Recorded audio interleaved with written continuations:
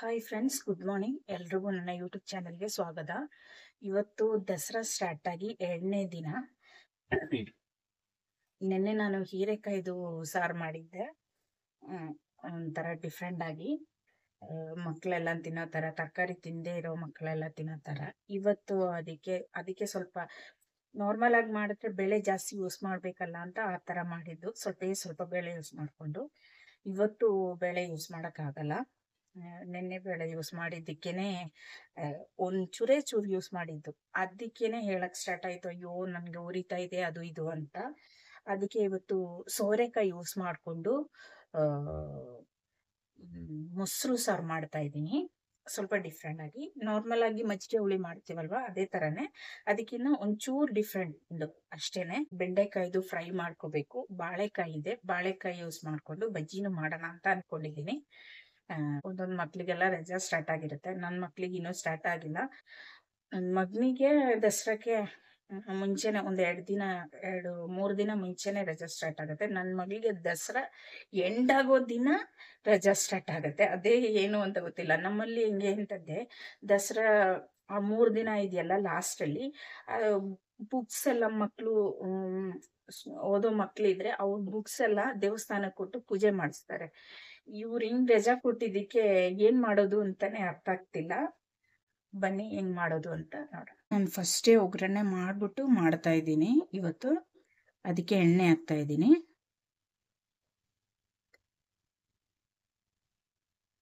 ಎಣ್ಣೆ ಕಾದಿದೆ, ಸಾಸಿವೆ ಹಾಕ್ತಾ ಇದ್ದೀನಿ. ಸ್ವಲ್ಪ ಮೆಂತ್ಯ, ಸ್ವಲ್ಪ ಜೀರಿಗೆ. ಸಾಸಿವೆ ಎಲ್ಲ ಸಿಡ್ದಾಗಿದೆ. ಒಣಮೆಣಸಿನ್ಕಾಯಿ ಹಾಕ್ತಾ ಇದ್ದೀನಿ. ಸ್ವಲ್ಪ ಸಾಂಬಾರ್ ಇದೆ, ಸ್ವಲ್ಪ ಕರಿಬೇವಿನ ಸೊಪ್ಪು, 2 ಟೊಮೆಟೊ. ಇದ್ರ ಜೊತೆಗೇನೆ ನಾನು ಸೋರೆಕಾಯಿ ಸ್ವಲ್ಪ ಚಿಕ್ಕದಾಗಿ ಕಟ್ ಮಾಡ್ಬಿಟ್ಟು ಅದನ್ನು ಕೂಡ ಸೇರಿಸ್ತಾ ಇದ್ದೀನಿ. ಅರಿಶಿನ ಪುಡಿ, ಉಪ್ಪು, ಸ್ವಲ್ಪ ನೀರು ಸೇರಿಸಿ ಚೆನ್ನಾಗಿ ಬೇಯಕ್ ಬಿಡೋಣ. ಇದು ಚೆನ್ನಾಗಿ ಬೇಯಲಿ. ಅಷ್ಟರಲ್ಲಿ ತೆಂಗಿನಕಾಯಿ ರುಬ್ಕೊಳ್ತಾ ಇರ್ತೀನಿ. ಸೋರೆಕಾಯಿ ಎಲ್ಲ ಚೆನ್ನಾಗಿ ಬೆಂದು ರೆಡಿ ಆಗೋಷ್ಟರಲ್ಲಿ ಕರೆಂಟ್ ಹೋಗ್ಬಿಡ್ತು. ತೆಂಗಿನಕಾಯಿ ರುಬ್ಬಕ್ಕಾಗಲಿಲ್ಲ. ಅದಕ್ಕೆ ವೆಯ್ಟ್ ಮಾಡಿದೆ. ತೆಗೆದಿಟ್ಟು ಬೆಂಡೆಕಾಯಿದು ಫ್ರೈ ಮಾಡಿಕೊಂಡೆ. ಒಂದು ನೇಂದ್ರ ಬಾಳೆಕಾಯಿ ಇತ್ತು, ಅದನ್ನು ಹಾಕ್ಕೊಂಡು ಬೆಂಡೆಕಾಯಿ ನೇಂದ್ರಕಾಯಿ ಫ್ರೈ ಮಾಡಿಟ್ಟೆ. ಬಜ್ಜಿನೂ ರೆಡಿ ಆಗೋಯ್ತು. ಅಷ್ಟರಲ್ಲಿ ಕರೆಂಟ್ ಬಂತು. ಇವಾಗ ಸಾರು ರೆಡಿ ಮಾಡ್ಕೊಳ್ಳೋಕ್ಕೆ ನೋಡ್ತಾ ಇದ್ದೀನಿ. ಎಲ್ಲ ರೆಡಿ ಆಗಿದೆ, ರುಬ್ಬಿಟ್ಟಿರೋದು ಸೇರಿಸ್ಬೇಕು ಅಷ್ಟೇನೆ. ನೋಡಿ, ನಾನು ತೆಂಗಿನಕಾಯಿ ಜೊತೆಗೆ ಸ್ವಲ್ಪ ಜೀರಿಗೆ, ಖಾರಕ್ಕೆ ಹಸಿಮೆಣಸಿನ್ಕಾಯಿ, ಒಂದು ಚಿಕ್ಕ ಪೀಸು ಶುಂಠಿ, ಮೊಸರು ಹಾಕಿ ರುಬ್ಕೊಂಡಿದ್ದೀನಿ. ಅದನ್ನು ಸೇರಿಸ್ತಾ ಇದ್ದೀನಿ. ಇದೆಲ್ಲ ಸೇರಿ ಚೆನ್ನಾಗಿ ಒಂದು ಮಿಕ್ಸ್ ಕೊಡೋಣ. ಇನ್ನು ಒಗ್ಗರಣೆ ಕೊಡೋದೇನಿಲ್ವಲ್ಲ, ಫಸ್ಟ್ ಸ್ಟಾರ್ಟಿಂಗಲ್ಲೇ ಒಗ್ಗರಣೆ ಕೊಟ್ಟಿದ್ದಕ್ಕೆ. ಇದೇನಿಲ್ಲ, ಒಂದು ಸೈಡಲ್ಲಿ ಕುದಿ ಬರೋಕ್ಕೆ ಸ್ಟಾರ್ಟ್ ಆಗೋ ಟೈಮಿಗೆ ಆಫ್ ಮಾಡ್ಕೊಂಬಿಡೋಣ. ತುಂಬ ಗಟ್ಟಿ ಮೊಸರು ಇದ್ದರೆ ಚೆನ್ನಾಗಿರುತ್ತೆ. ನನ್ನ ಹತ್ರ ಪ್ಯಾಕೆಟ್ ಮೊಸರು ಅಲ್ವಾ, ಅದಷ್ಟೊಂದು ಗಟ್ಟಿ ಇರಲ್ಲ.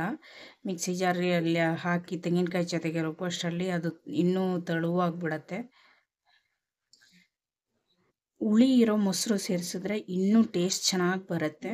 ಹುಳಿ ಇಲ್ಲ ಅಂತಂದರೆ ಸ್ವಲ್ಪ ಹುಣಸೆಹಣ್ಣು ಹಾಕಿ ತೆಂಗಿನಕಾಯಿ ಜೊತೆಗೋ ಇಲ್ಲ ಇದೆಲ್ಲ ಬೇಯಿಸಿ ಮೊಸರು ಸೇರ್ಸೋಕ್ಕಿಂತ ಮುಂಚೆನೂ ಸೇರಿಸ್ಕೊಳ್ಳಿ. ಹುಳಿ ಇರಲೇಬೇಕು ಈ ಸಾರಿಗೆ. ಹುಳಿ ಇಲ್ಲಾಂದರೆ ಟೇಸ್ಟೇ ಬರಲ್ಲ.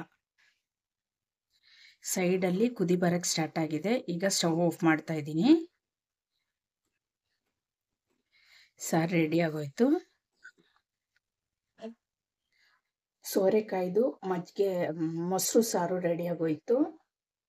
ಅದೇ ಥರ ಬಜ್ಜಿನೂ ರೆಡಿ ಆಗೋಯ್ತು. ಬಾಳೆಕಾಯ್ದು ಬಜ್ಜಿ, ಬೆಂಡೆಕಾಯಿ ಮತ್ತು ನೇಂದ್ರ ಬಾಳೆಕಾಯಿ ಯೂಸ್ ಮಾಡಿಕೊಂಡು ಫ್ರೈ ಮಾಡ್ಕೊಂಡಿರೋದು, ಅದನ್ನು ರೆಡಿ ಆಗೋಯ್ತು. ಅದು ಬೇಯಿಸಕ್ಕಿಟ್ಟು ನಾನು ನಿಮಗೆ ತೆಂಗಿನಕಾಯಿ ರುಬ್ಕೊಂಡು ತರ್ತೀನಿ ಅಂತ ಹೇಳೋಷ್ಟರಲ್ಲಿ ಕರೆಂಟ್ ಹೋಗ್ಬಿಡ್ತು. ತುಂಬ ಹೊತ್ತು ಕರೆಂಟೇ ಬರಲಿಲ್ಲ. ಆಮೇಲೆ ನೋಡಿದ್ರೆ ಯಾರೋ ಫ್ಯೂಸ್ ತೆಗ್ದಿಟ್ಟವ್ರೆ. ಆಮೇಲೆ ಬಂತು ಕರೆಂಟು, ಅದೆಲ್ಲ ರೆಡಿ ಮಾಡಿಕೊಟ್ರು. ಕರೆಂಟ್ ಬಂತು. ಆಮೇಲೆ ಅಷ್ಟರಲ್ಲಿ ನಾನು ಏನು ಮಾಡಿದೆ, ಇವತ್ತು ಅನ್ನ ಲೇಟಾಗಿ ಮಾಡಿದ್ದು. ಇಲ್ಲಾಂದರೆ ಯಾವಾಗಲೂ ಫಸ್ಟೇ ಮಾಡಿರ್ತಾಯಿದ್ದೆ. ಇವತ್ತು ಅನ್ನ ಆ ಟೈಮಲ್ಲಿ ಅನ್ನ ಬೇಯಿಸಿಟ್ಕೊಂಡ್ಬಿಟ್ಟೆ, ಪಲ್ಯ ರೆಡಿ ಮಾಡಿದೆ, ಬಜ್ಜಿ ರೆಡಿ ಮಾಡಿದೆ, ಲಾಸ್ಟಲ್ಲಿ ಸಾರು ರೆಡಿ ಆಗೋಯ್ತು. ಇವತ್ತಿನ ಕೆಲಸಗಳೆಲ್ಲ ಮುಗ್ದೋಯ್ತು. ಇನ್ನು ಅನ್ನ ಒಂದು ಬಗ್ಸೋದು ಕೆಲಸ ಇದೆ, ಅದನ್ನು ಬಗ್ಸಿ ಗಂಜಿ ನೀರು ಸ್ವಲ್ಪ ಕುಡಿದ್ರೆ ನನ್ನ ಹೊಟ್ಟೆಗೆ ಸ್ವಲ್ಪ ಸಮಾಧಾನ ಸಿಗುತ್ತೆ. ಆಮೇಲೆ ಬೇಕಾದರೆ ಊಟ ಲೇಟಾಗಿ ಕೂಡ ಮಾಡ್ಬೋದು. ಈಗ 1 ಗಂಟೆ ಮೇಲೆ ಆಗೋಯ್ತು ಅನ್ಸುತ್ತೆ ಟೈಮು. ನಾನು 10:30ಗೇನೋ ಸ್ಟಾರ್ಟ್ ಮಾಡಿದ್ದು, ಕರೆಂಟ್ ಹೋಗಿ ಎಲ್ಲ ಲೇಟ್ ಆಗೋಯ್ತು. ಇವತ್ತಿನ ವಿಡಿಯೋ ಇಷ್ಟೇ. ಈ ವಿಡಿಯೋ ಎಲ್ರಿಗೂ ಇಷ್ಟ ಆಗಿರುತ್ತೆ ಅಂತ ಅಂದ್ಕೊಳ್ತೀನಿ. ಇಷ್ಟ ಆದರೆ ಲೈಕ್ ಮಾಡಿ, ಶೇರ್ ಮಾಡಿ, ಕಮೆಂಟ್ ಮಾಡಿ, ಸಬ್ಸ್ಕ್ರೈಬ್ ಮಾಡಿಬಿಟ್ಟು ನನ್ನನ್ನು ಸಪೋರ್ಟ್ ಮಾಡಿ. ನೆಕ್ಸ್ಟ್ ವಿಡಿಯೋದಲ್ಲಿ ನೋಡೋ ತನಕ ಬಾಯ್.